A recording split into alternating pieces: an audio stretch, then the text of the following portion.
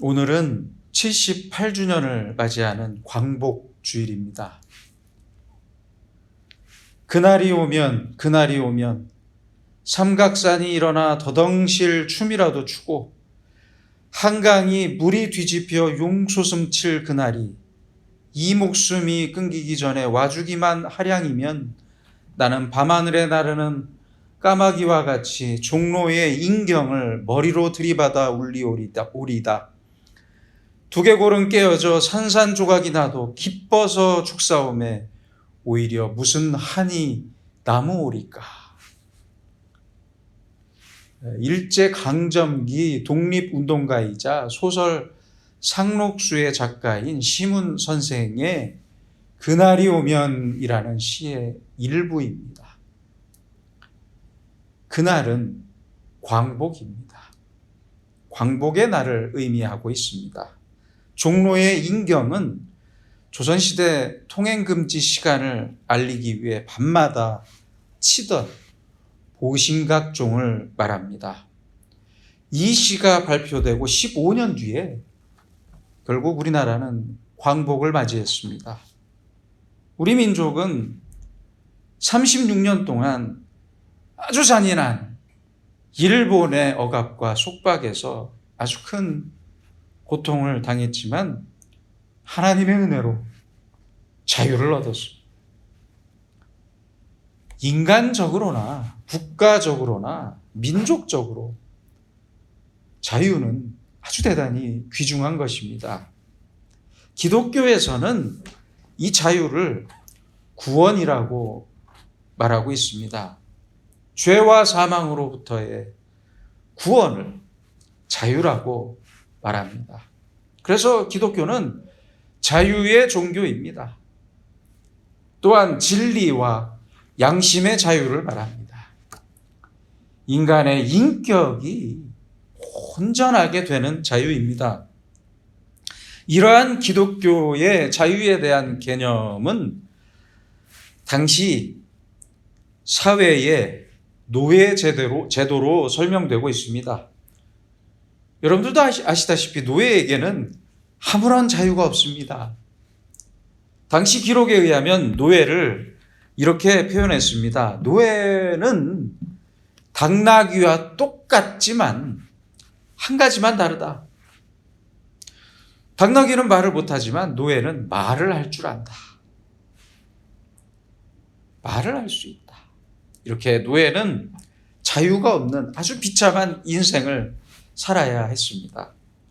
노예의 돈과 재능과 기술과 지식은 전부 주인의 것이었고 성과 악을 구별해서 행할 수 있는 도덕적인 자유도 양심의 자유도 전혀 없었습니다. 노예가 가진 모든 것과 그의 생명까지 오로지 주인의 것이었습니다.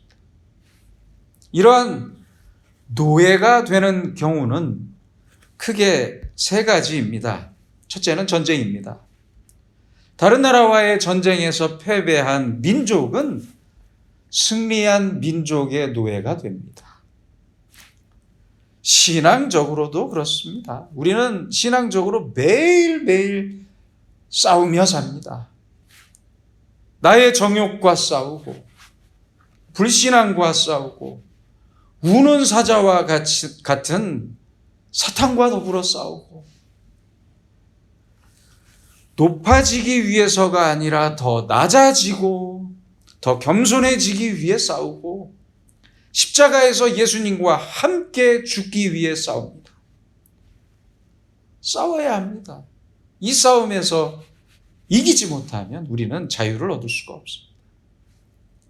둘째는 빚 때문입니다.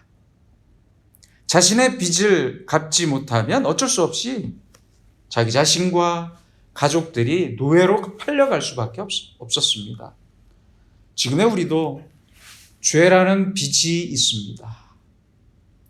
또한 내가 반드시 해야 할 일을 하지 못했다면 빚진 노예로 살아갈 수밖에 없습니다. 당연히 사랑해야 할 사람을 사랑하지 못했거나 당연히 용서해야 할 사람을 용서하지 못하거나 회개해야 할 시간에 기도하지 못하거나 베풀어야 할 사람에게서 빼앗거나 회개하지 않는다면 이 사람은 스스로 자유를 버린 노예입니다. 셋째는 태생적인 노예입니다. 노예의 자식으로 태어나서 어쩔 수 없이 노예가 된 노예입니다. 지금도 똑같습니다. 어떤 사람은 자신이 가난한 집안에서 태어난 그 현실만을 평생 동안 탓하면서 살다가 비굴하게 살고 어리석게 살아갑니다.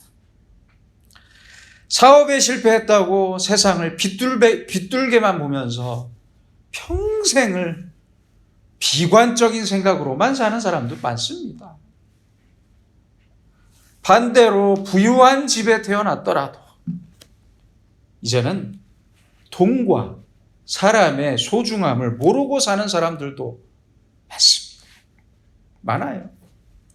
모두가 태어날 때부터 노예로 살아가는 태생적인 노예와 똑같은 사람들입니다. 그뿐입니까?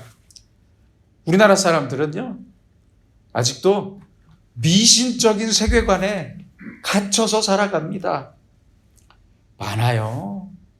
이른바 지성인이라는 사람들이 무당을 찾아가고, 무당이 이렇게 하라면 이렇게 하고, 저렇게 하라면 저렇게 하고, 이사할 때는 손 없는 날, 즉 귀신이 돌아다니지 않는 날을 찾아서 이사하고, 사업을 시작할 때는 돼지머리가 필요하고, 결혼할 때는 궁합이 맞아야 한다고 합니다.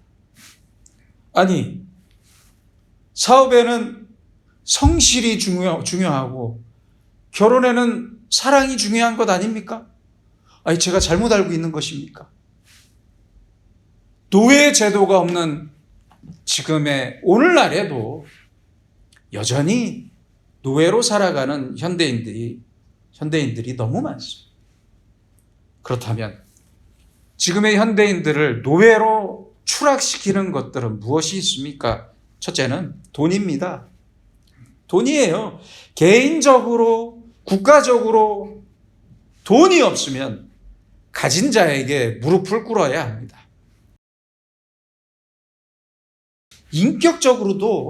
인격적으로도 경제적인 자유를 잃어버리면 사실 양심의 자유를 얻기가 어렵습니다.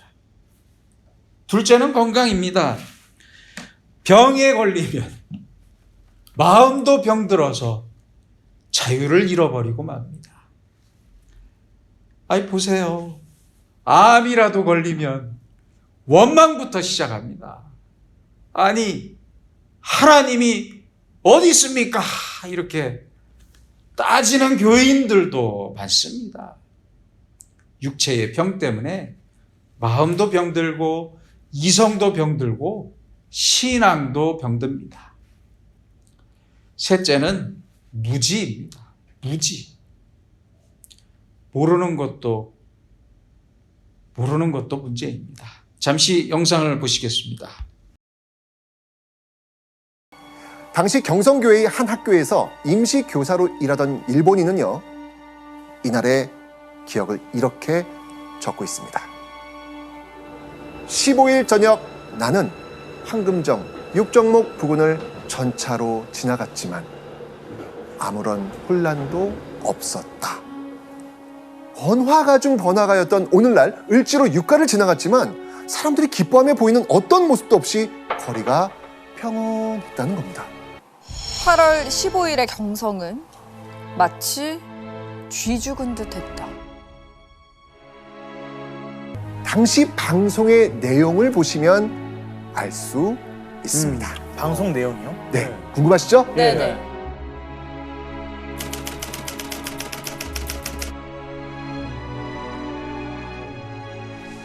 이번이 重要なる汝親民に次ぐ神話帝国政府をして米英四祖四国に対しその共同宣言を受諾する旨通告せしめたり 자, 이게 지금 8월 15일 12시 일왕이 했던 방송 내용입니다. 무슨 얘기하고 있나요, 지금? 무슨 말이에요? 어려운데요. 뭐라는 건지 모르겠네. 일단 지금 번역된 내용을 읽어봐도 지금 무슨 말인지 정확히 이해가 잘 안 되시죠? 네. 어려워요. 맞습니다. 똑같아요. 지금 여러분의 이 반응 1945년 8월 15일 그 당시를 살던 조선인들도 똑같은 반응이었던 거예요. 당시 조선인들도 일왕이 이야기하는 이 방송이 도대체 무슨 말인지 몰랐던 겁니다. 태극기 행렬도 없었던 8월 15일 이날의 광복을 독립운동가 함석헌 선생은 이렇게 표현했습니다. 해방은 도둑같이 뜻밖에 왔다. 그토록 간절히 기다리던 해방의 순간이 찾아왔건만 당시를 살아가던 대부분의 조선인들은 해방이 온 줄도 몰랐던 겁니다. 아무도 예상을 못했구나. 되게 짠하네요. 다들 막 집에 돌아가서도 오늘 아침에 뭐 이상한 라디오 들었는데 뭔 말이야 서로 막 이렇게 밥 먹으면서 얘기를 했겠네요. 진짜. 맞습니다. 너무 예상과 너무 다르다. 그죠? 너무 달라.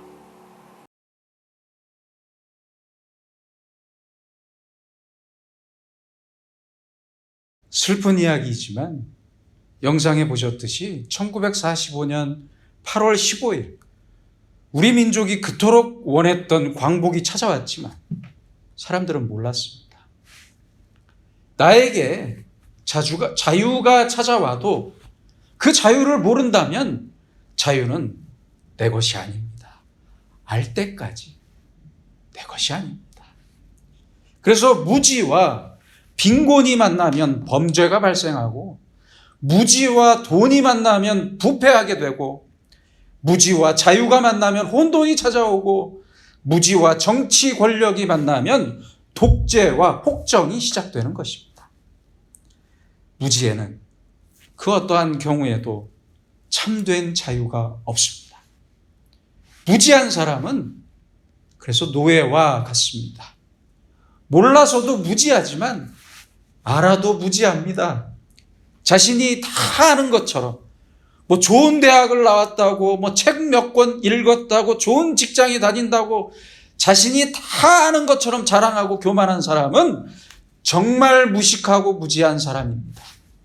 그러나 자신의 좋은 학벌과 지식을 오히려 부끄러워하고 겸손해하는 사람, 겸손한 사람, 이 사람이 자유인입니다.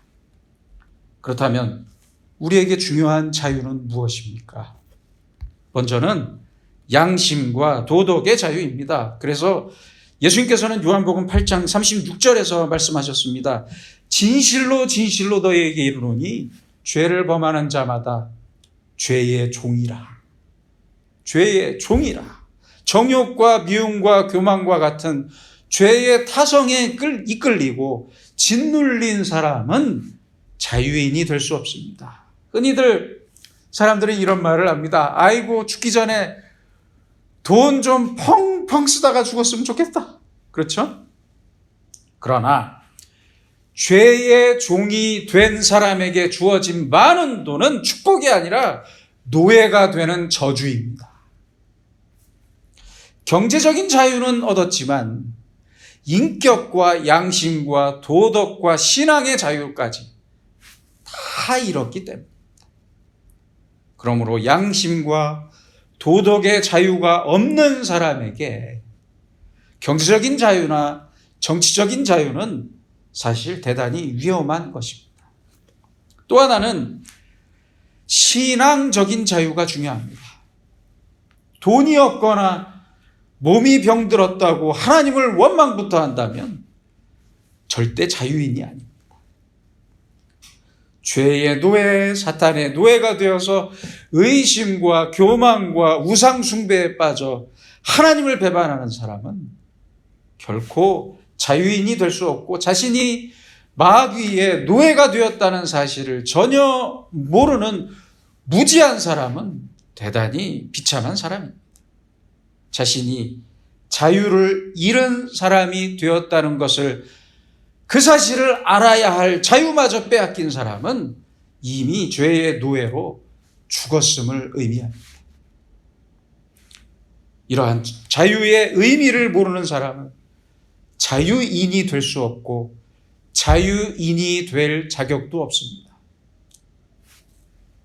자유의 진정한 의미를 알고 하나님께서 주신 이 소중한 자유를 지키기 위해 몸부림치는 자만이 자유할 자격이 있습니다. 성경은 우리가 이미 죄와 사탄의 노예가 되었기 때문에 스스로 자유할 수 없다고 말씀합니다. 누군가 나 대신 값을 치러야만 비로소 자유할 수 있다고 말씀합니다.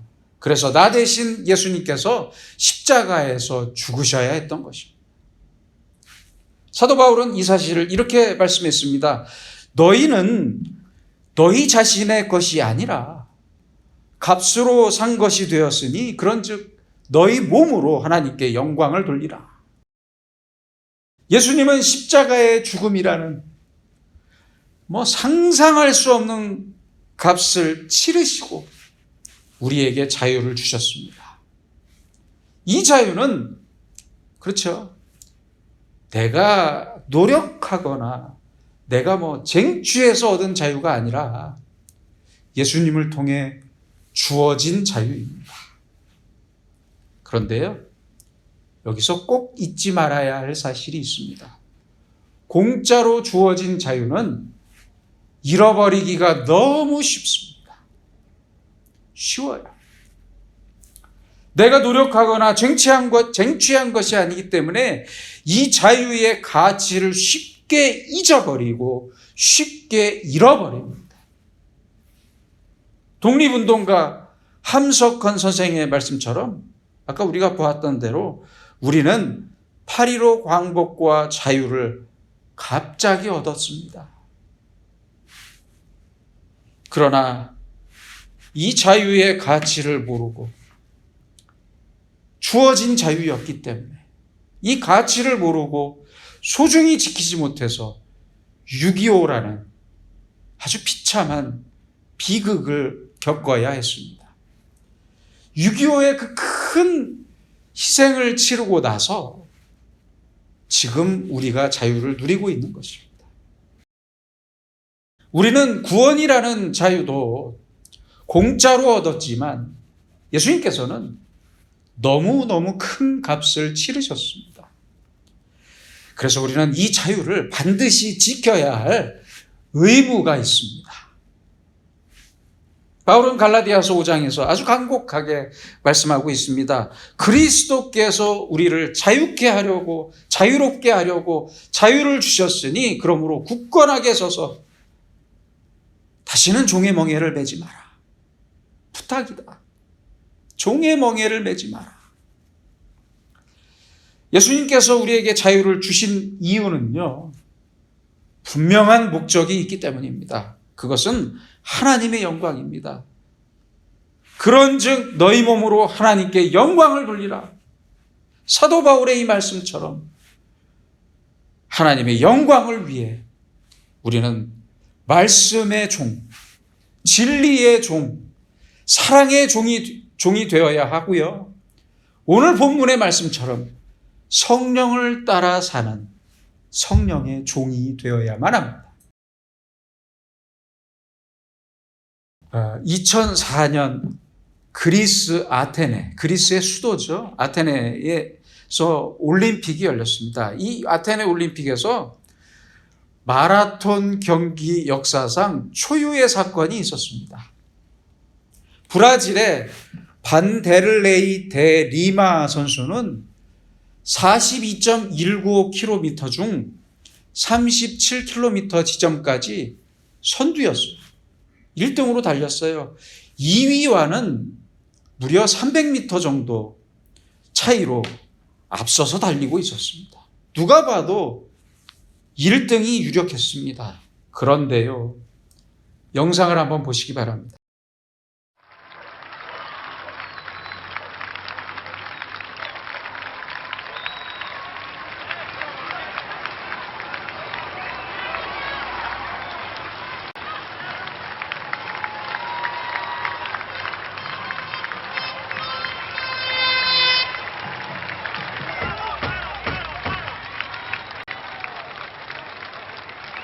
영상에서 보신 것처럼 한 관중이 난입해서 리마 선수를 쓰러뜨렸어요. 리마 선수는 다시 일어나서 달리기 시작했지만 결국 동메달에 머물고 말았습니다. 경기 후에 그는 이렇게 인터뷰했습니다. 관중의 난입이 없었더라도 제가 1위를 했을지는 아무도 알 수 없고 금메달보다 더 값진 동메달을 영광스럽게 생각합니다. 후에 브라질 육상연맹은 공동 금메달을 요구했지만 리마 선수는 이렇게 말했습니다. 나는 내 메달을 두고 싸우는 것을 원하지 않습니다. 이렇게 말했다고 합니다. 여러분, 내가 버려야 할 나의 금메달은 무엇입니까? 왜 그렇게 세상의 금메달에만 집착하며 사는 것입니까? 세상의 금메달을 버리지 않고 동메달, 아니 세상에서 주는 메달이 하나도 없어도 만족할 수 없다면 진정한 자유인이 될 수 없습니다. 성령의 종이 되기 위해서는 반드시 버릴 것을 버려야 합니다. 하나님의 영광을 위해 버릴 것은 버립시다. 미련 없이 버립시다. 미련을 갖지 맙시다. 돈이나 명예를 향한 내 욕망, 내 자랑도, 내 미움도, 교만도 다 버리세요. 버려야 합니다. 나의 소중한 자유를 지키기 위해서 버릴 것은 버려야 합니다. 생각해 보세요. 차도 비싼 차를 사면 걱정이 많아요. 문콕을 당하지 않을까? 기스가 생기지 않을까? 걱정해요. 어떤 사람들은 비싼 차 샀다고 이 더운 여름에 손세차장에 가서 자기 손으로 몇 시간 동안 땀을 흘리면서 세차를 해요. 신경 쓸 게 너무 많아요. 옷도 너무 비싼 옷은 불편하잖아요. 아니, 우리가 옷을 위해 사는 겁니까? 차를 위해 사는 것입니까? 아니잖아요. 이제 좀 마음 편하게 삽시다. 하나님을 위해서, 예수 그리스도를 위해서 버릴 것은 전부 과감히 버립시다. 그리고 진리의 말씀을 내 속에 가득 채워서 어리석음과 무지를 버립시다. 그래야만 진정한 자유인이 될 수 있습니다. 그리스도인인 우리는 나를 자랑하거나 남을 미워하거나 죄를 지을 자유가 없습니다. 없어요. 우리에게는 오직 기도하고 찬송하고 서로 사랑하고 의와 진리의 말씀을 따라 살고 하나님의 뜻과 영광을 위해 살아갈 그 자유밖에는 없습니다. 예수 그리스도의 십자가와 하나님 말씀의 진리가 우리를 자유하게 합니다. 다시는 육체의 소욕이나 육체의 정욕을 따르지 말고 오직 성령을 따라 행하고 살면서 하나님께서 주시는 진정한 자유를 누리는 자유인으로 살아가기를 소망합니다. 기도하겠습니다. 거룩하신 하나님 아버지, 너무나 잔인했던 일본의 억압에 시달리던 이 나라의 자유를 허락하시고 자유가 무엇인지 모르는 어리석고 무지한 저희에게 예수님의 십자가를 통해 참된 자유를 허락하신 은혜를 진심으로 감사합니다. 이제부터는 육체의 정욕이 아닌 성령의 인도하심을 따라 살면서 우리에게 허락하신 자유를 날마다 누리며 살게 하시고 이 소중한 자유를 잘 지키며 살 수 있도록 은총을 내려 주시옵소서. 예수님의 이름으로 기도드립니다. 아멘.